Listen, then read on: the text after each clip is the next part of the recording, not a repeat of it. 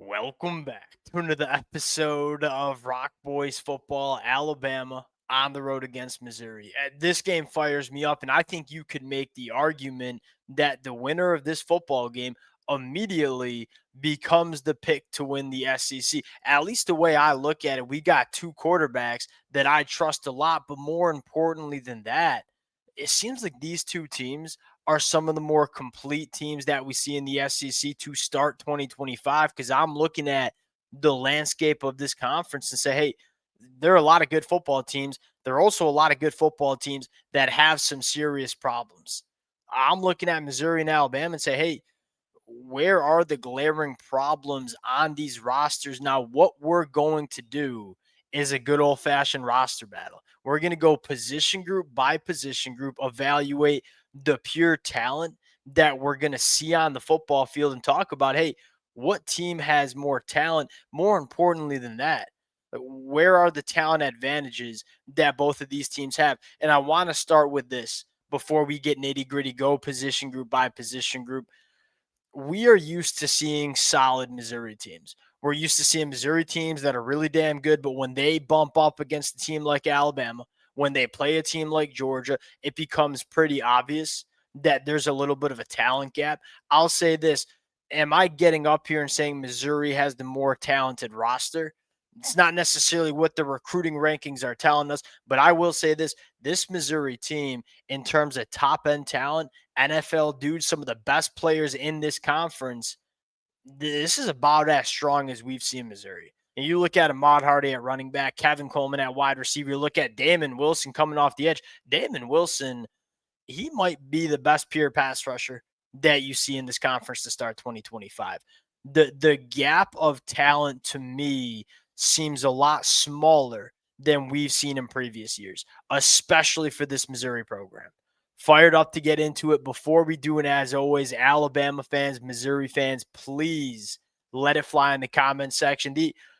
At least me personally, I have a blast doing these roster battles. The amount of support that has been shown to the boys been amazing. If y'all do enjoy the content, consider subscribing to the channel. Without further ado, let's get into it. Let's start at the top. Two quarterbacks that, I mean, how many quarterbacks in the SEC do we trust more than these two cats? And now, look, I understand the pushback regarding Missouri. Haven't really played anybody yet to start 2025.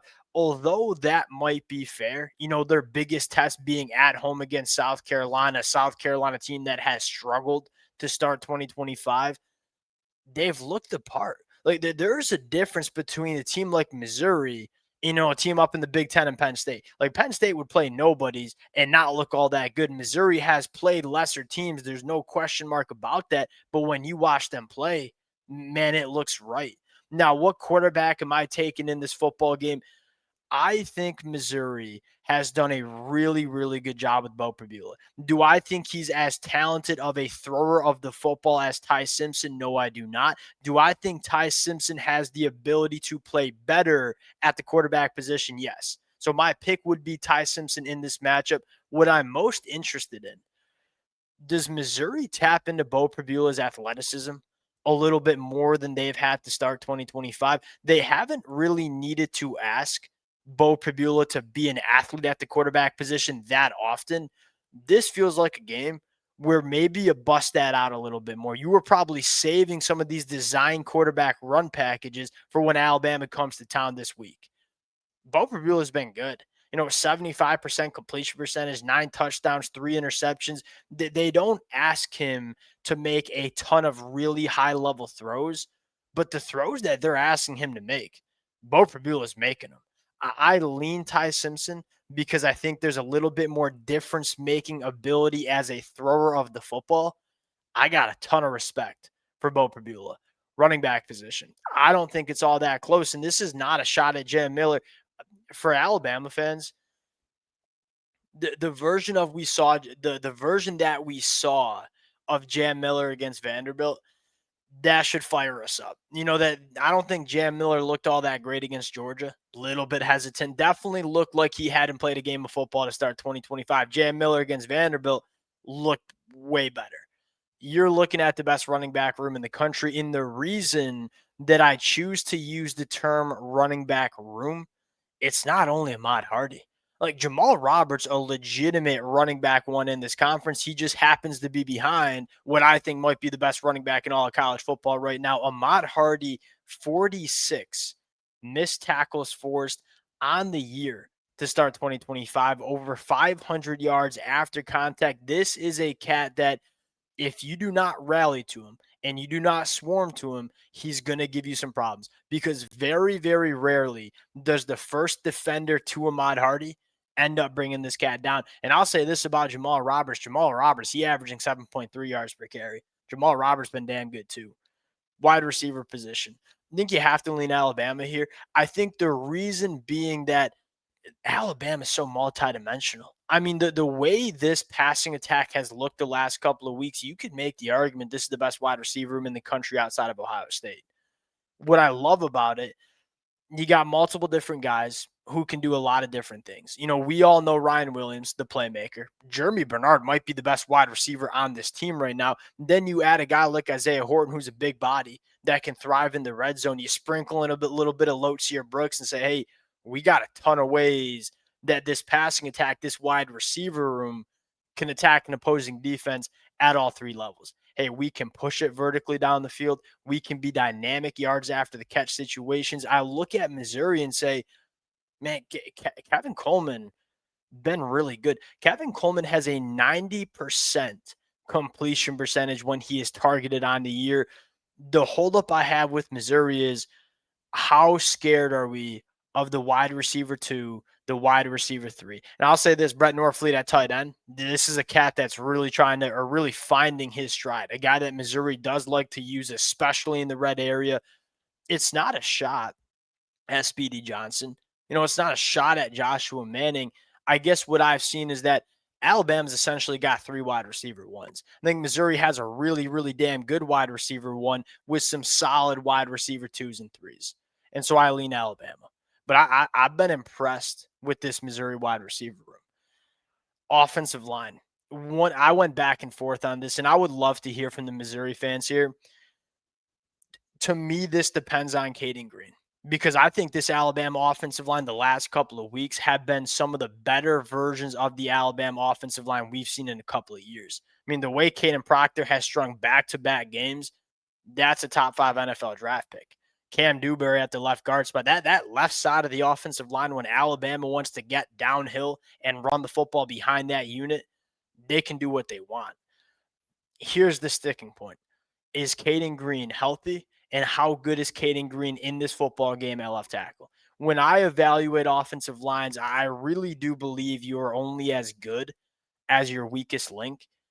Caden Green in there, this Missouri offensive line is really, really solid. And they can run the football. They can hold up in pass protection. When it's Javion Richardson, which is what we've seen the last couple of weeks, he's a little bit more of a liability at left tackle right now.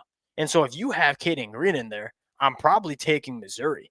If you do not have Caden Green in there, I'm probably taking Alabama because the way Alabama's played, the way Wilkin Formby has played at right tackle and sprinkling a little Michael Carroll as a true freshman, Alabama doesn't really have a weak spot on that starting 5. I think for Alabama, it's just the consistency. You know, do we get the same version of this Alabama offensive line week after week after week? Because if you erase that Florida State game week 1, we're looking at one of the better offensive lines in this conference.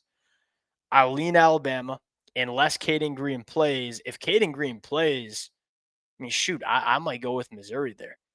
Defensive line. And this might be the biggest storyline in this football game. What defensive line do I think is better heading into this matchup? I think it's Missouri.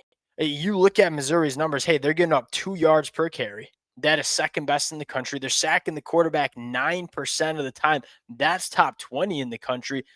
The 2 best edge rushers on the football field, I believe, in my opinion, are on Missouri. I mean, it starts with Damon Wilson.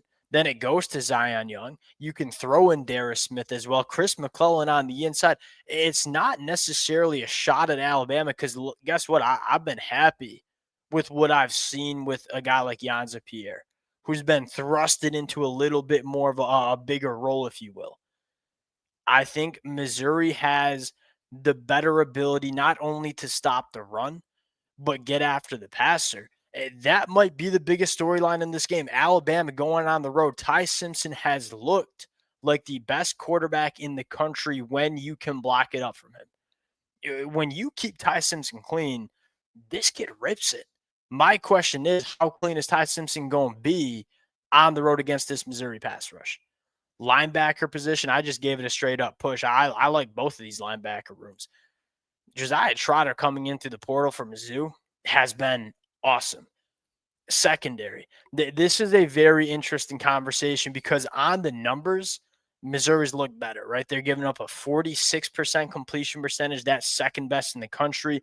5.7 yards per pass attempt. That is 11th in the country. The numbers tell us Missouri's better. I don't think they've seen a passing attack like this. In fact, the only passing attack, the best passing attack that Missouri has seen was from South Carolina. South Carolina went on the road and threw the football for 300 yards, averaged 10.8 yards per pass attempt. I look at Alabama, although they might not have the same numbers, they're starting to find their stride, and they're solid everywhere you look. Dejon Lee, the way this kid's been playing the last couple of weeks as a freshman, Keon Sabb and Bray Hubbard have put together some really good football games over the last couple of weeks. Missouri's been good.